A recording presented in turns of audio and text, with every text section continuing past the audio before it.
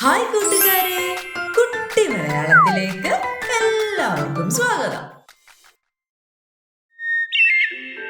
ഇന്ന് നമ്മൾ പറയാൻ പോകുന്ന കഥ രണ്ട് പൂച്ചക്കുട്ടികളുടേതാണ്. സുന്ദരിയും അഹങ്കാരിയുമായ ഗോൾഡിയും ദയയും കാരുണ്യവുമുള്ള ബ്ലാക്കിയും.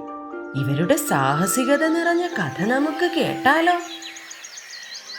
പണ്ടൊരിടത്തൊരു സുന്ദരമായ ഗ്രാമത്തിൽ ഒരു കർഷകൻ ജീവിച്ചിരുന്നു. അദ്ദേഹത്തിന് 2 പൂച്ചക്കുട്ടികൾ ഉണ്ടായിരുന്നു. ചന്ദ്രനില്ലാത്ത രാത്രി പോലെ ഇരുണ്ട നിറമുള്ള ബ്ലാക്കിയും ഉദിച്ചു നിൽക്കുന്ന സൂര്യനെ പോലെ സ്വർണ്ണ നിറമുള്ള ഗോൾഡി.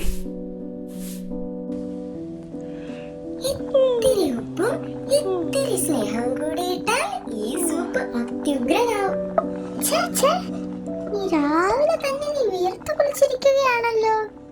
അതിരാവിലെ ചൂടുള്ള ഭക്ഷണം കഴിക്കുന്നതാണ് യജമാനൻ ഇഷ്ടം. ഇതൊന്നിളക്കാൻ നീ എന്നെ ഒന്ന് സഹായിക്കാമോ? ഇല്ലില്ല, ഇതൊക്കെ നിന്റെ ജോലിയാ. നീ പുകയടിച്ച് ഞാൻ കറുത്തു. നീട്ടി നീട്ടി വീട് തുടച്ചാൽ വീട് വെട്ടിത്തിളങ്ങും. ഒന്ന് നോക്കി, ഇങ്ങനെ ചരിഞ്ഞു നിൽക്കുമ്പോൾ എനിക്ക് കുറച്ചുകൂടി ഭംഗി തോന്നുന്നില്ലേ? നീ നിന്റെ ഭംഗി മാത്രം നോക്കിയാ പോരാ, പുറകിലുള്ള നിന്റെ മുറി കൂടെ ഭംഗിയാക്ക്. അത് നിന്റെ തന്നെ പണിയാ, അങ്ങ് ചെയ്തോ. എല്ലാവർക്കും എല്ലാം വേണം, പക്ഷെ ആരും ഒന്നും ചെയ്യാൻ തയ്യാറല്ല. പതഞ്ഞു പതഞ്ഞു പൊങ്ങിയാൽ അഴുക്കകന്നു പോകും. വേലക്കാരി, നീ അടുത്ത പണി തുടങ്ങിയോ? അലക്കിയ വൃത്തിയുള്ള ഡ്രസ് ഇടുന്നതാണ് യജമാനന് കൂടുതൽ ഇഷ്ടം. ശരി ശരി, നീ നിന്റെ പണി ചെയ്യ വേലക്കാരി. ഞാൻ പോയൊരു ഫേഷ്യൽ ചെയ്തിട്ട് വരാം. ആ സമയം കർഷകൻ 2 പാത്രങ്ങളിൽ പാലുമായി വന്നു. ഒരെണ്ണം സ്വർണപാത്രവും മറ്റത് സ്റ്റീൽ പാത്രവും. ഹേ ഗോൾഡി, നീ സുന്ദരിയായിരിക്കുന്നല്ലോ. ഈ സ്വർണ പാത്രത്തിലെ പാല് നിനക്കിരിക്കട്ടെ. അത് ശരി തന്നെയാ, പൂച്ചകളുടെ രാജ്ഞി തന്നെയാ ഞാൻ. നീ വേണേ കുടിച്ചോ ബ്ലാക്കി. നന്ദി, വളരെ നന്ദി. ഉച്ചയോടെ ബ്ലാക്കി പണികളെല്ലാം തീർത്തു. ഗോപു, നീ വെള്ളം മുഴുവൻ കുടിക്കണേ. പിന്നീട് അവൾ നല്ല സ്വാദുള്ള പുല്ലുകളുമായി പശുത്തൊഴുത്തിലെത്തി.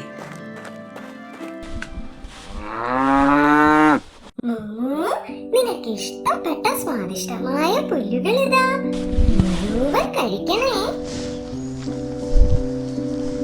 ഓ ബ്ലാക്കി, എന്റെ ഇഷ്ടങ്ങൾ മുഴുവൻ നിനക്ക് കാണാപ്പാടമാണല്ലോ. സ്നേഹത്തോടെ ബ്ലാക്കി അവളുടെ നെറ്റിയിൽ തലോടിക്കൊണ്ട് പറഞ്ഞു, മൂമു, എന്നും നല്ല പാല് തരുന്ന നിനക്ക് നല്ല ഭക്ഷണം അത്യാവശ്യമാണ്. സ്നേഹം കൊണ്ട് അവൾ ബ്ലാക്കിയെ നക്കി തുടച്ചു. നീ ശരിക്കും ഒരു അമ്മയെ പോലെ തന്നെ ഞങ്ങളെ നോക്കുന്നേ. ബ്ലാക്കി വരുന്നത് കാണുമ്പോൾ എല്ലാ മൃഗങ്ങളും സ്നേഹത്തോടെ ഓടി അവളുടെ അടുത്തേക്ക് എത്തും. ബ്ലാക്കി എന്നെ പൊന്നു പോലെ നോക്കുന്നേ. അവളെനിക്ക് ഗോതമ്പൊക്കെ തരാറുണ്ട്. എന്റെ വാല് കഴിഞ്ഞ ദിവസം ചേച്ചി വൃത്തിയാക്കി തന്നു. നോക്കിയേ, എന്ത് ഭംഗിയാണിപ്പോ.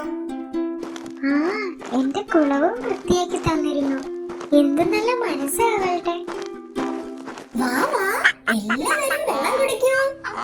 എന്നാൽ ഗോൾഡി മൃഗങ്ങളെ ശ്രദ്ധിക്കാറേയില്ല. എന്റെ സൗന്ദര്യം കൊണ്ട് ഞാൻ തോറ്റ്. ഇത്ര സൗന്ദര്യം ഇവിടെ വേറെ ആർക്കും ഇല്ല. കാണാനൊക്കെ കൊള്ളാം, പക്ഷെ ഇവളെ കൊണ്ട് ആർക്കും ഒരു പ്രയോജനവുമില്ല. ഒരു ദിവസം ബ്ലാക്കി അടുക്കള കഴുകി വൃത്തിയാക്കിക്കൊണ്ടിരിക്കുമ്പോൾ ഗോൾഡി അവിടേക്ക് കടന്നു വന്നു. ബ്ലാക്കി, കുറെ നേരം ആയല്ലോ ഇട്ട് അങ്ങോട്ടും ഇങ്ങോട്ടും വരയ്ക്കുന്നു. എന്തോ കാണിക്കുക? ഞാൻ ഈ കറുത്ത കറകൾ പോകാനായി ഉരച്ച് കഴുകുക. നീ എത്ര കണം ഉരച്ചാലും നിന്റെ ഈ വിരൂപം മാറില്ല. എന്തിനാ എന്റെ നിറത്തെ എപ്പോഴും ഇവളിങ്ങനെ കളിയാക്കുന്നത്? അന്ന് രാത്രി അതിശക്തമായ ഇടിമിന്നലോടുകൂടിയ മഴ പെയ്തു. മരങ്ങൾ കാറ്റിൽ ആടി ഉലഞ്ഞു. തൊട്ടടുത്ത ദിവസം രാവിലെ, ഇത് എവിടെ പോയി? ഇവിടെ വെച്ചിരുന്നതാണല്ലോ എന്റെ വാച്ച്. അതൊരു സാധാരണ വാച്ചല്ല, എന്റെ അച്ഛൻ എനിക്ക് ഗിഫ്റ്റ് തന്ന വാച്ചാ. ആരോ മോഷ്ടിച്ചിട്ടുണ്ട്. കർഷകൻ അവിടെ മുഴുവൻ തിരഞ്ഞു, എവിടെയും കാണാനില്ല. എനിക്ക് ദേഷ്യം വരുന്നുണ്ട്. ആ സമയം ബ്ലാക്കി അവിടെ എല്ലാം തൂക്കുകയായിരുന്നു. ഗോൾഡിയോ ഊഞ്ഞാലിൽ ആടുകയുമായിരുന്നു. ഇവർ രണ്ടുപേരും അറിയാതെ വാച്ച് എവിടെയും പോവില്ല. ഗോൾഡി, എന്റെ വാച്ച് നീ കണ്ടോ? അത് ചിലപ്പോ തൂത്ത് കളഞ്ഞു കാണും. നീയല്ലേ ഇന്നലെ അവിടെ വൃത്തിയാക്കിയത്? പറഞ്ഞേ, വാച്ച് എവിടെ? ശരിയാ, ഞാൻ അവിടെ തൂത്തിരുന്നു. അപ്പോൾ അതവിടെ ഇരിപ്പുണ്ടായിരുന്നു. ആ, എന്നാ പിന്നെ നീ അത് തൂത്ത് തുടച്ച് നിന്റെ പോക്കറ്റിൽ തന്നെ ഇട്ട് കാണും. സത്യം പറഞ്ഞാക്കി?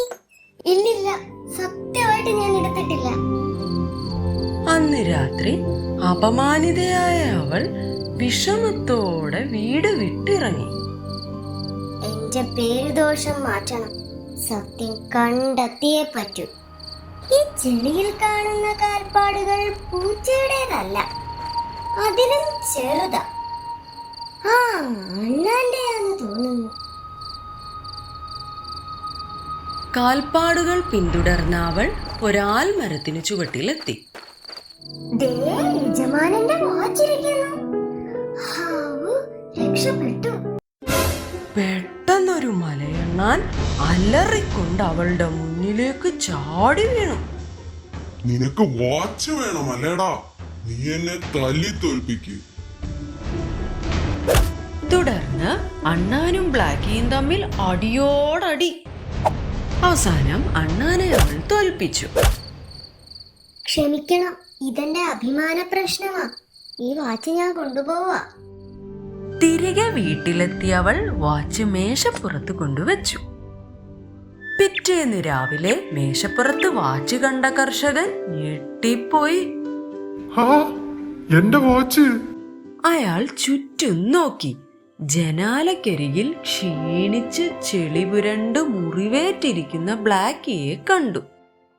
ബ്ലാക്കി, നിനക്കെന്തു പറ്റി? ചെളി നിറഞ്ഞ കാൽപ്പാടുകൾ പിന്തുടർന്ന അയാൾ ആൽമരത്തിനടുത്തെത്തി. വലിയ ഒരു പോരാട്ടം നടന്നതായി അയാൾക്ക് മനസ്സിലായി. പാവം ബ്ലാക്കി, ഞാൻ അവളെ വെറുതെ സംശയിച്ചു. എല്ലാം എന്റെ തെറ്റാണ്. ഞാൻ സൗന്ദര്യം മാത്രമേ നോക്കിയുള്ളൂ. നല്ല മനസ്സ് കാണാതെ പോയി. അന്ന് വൈകിട്ട് കർഷകൻ എല്ലാ മൃഗങ്ങളെയും വിളിച്ചുകൂട്ടി. ഇന്നു മുതൽ ബ്ലാക്കി വെറും ഒരു പൂച്ചയല്ല, ഈ വീടിന്റെ രാജ്ഞിയാണ്, എല്ലാമാണ്. കർഷകൻ ഒരു തിളങ്ങുന്ന കിരീടം അവളുടെ തലയിൽ വെച്ചു കൊടുത്തു. ബ്ലാക്കി, സോറി, ഞാൻ നിന്നെ ഒരുപാട് കുറ്റപ്പെടുത്തി. നീ ധൈര്യശാലിയും ദയവുള്ളവളുമാ, എന്നെക്കാളും മികച്ചവളുമാണ്. നീ തന്നെയാ യഥാർത്ഥ സൂപ്പർ ഹീറോ. ഗോൾഡി, ഞാൻ ക്ഷമിച്ചിരിക്കുന്നു. ആട്ടെ, നാളെ മുതൽ കോഴികൾക്ക് ഭക്ഷണം കൊടുക്കാൻ നീ എന്റെ കൂടെ വരുമോ? പിന്നെന്താ, തീർച്ചയായും ഞാൻ വരും. ഇന്ന് മുതൽ നമ്മൾ എല്ലാവരും ഒന്നാ.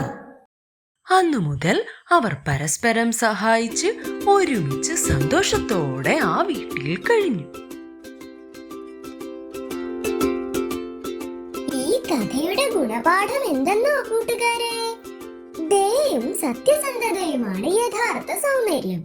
ബ്ലാക്കിയെ പോലെ അംഗീകാരം കാത്തു നിൽക്കാതെ ശരിയായത് ചെയ്ത് നിങ്ങൾ മുന്നോട്ടു പോകുക. വിജയം ഉറപ്പാണ്. കഥ ഇഷ്ടമായോ കൂട്ടുകാരെ? ലൈക്കും സബ്സ്ക്രൈബും ചെയ്യാൻ മറക്കരുതേ.